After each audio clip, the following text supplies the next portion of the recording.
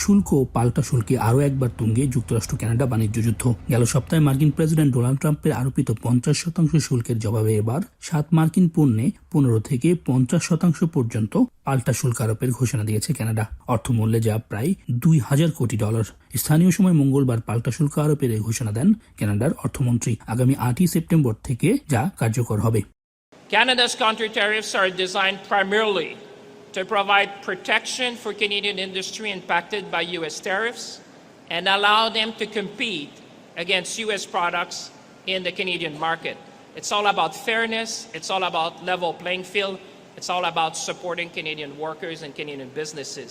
সংবাদ সম্মেলনে উপস্থিত শিল্পমন্ত্রী মেলানি জোলি পাল্টা শুল্ক আরোপকে যুক্তরাষ্ট্রের ওপর রাজনৈতিক চাপ প্রয়োগের জন্য বিচক্ষণ ও কৌশলগত পদক্ষেপ বলে অভিহিত করেছেন। And I have their support to make sure that's the case.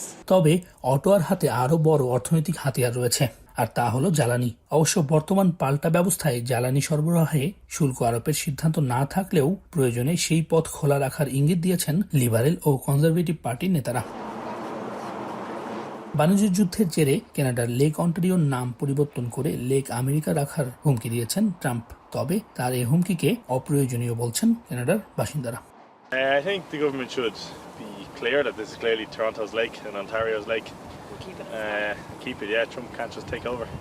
Canada এখন নিজেকে স্বনির্ভর দেশ হিসাবে প্রতিষ্ঠিত করতে চাচ্ছে। এর আগে কানাডা অনেক বড় বড় সমস্যার সমাধান করেছে, এটা তাদের জন্য বড় কোনো কিছুই নয়।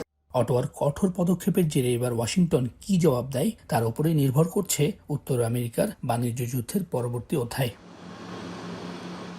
সৈয়দ ইফতেখার, এখন কানাডা।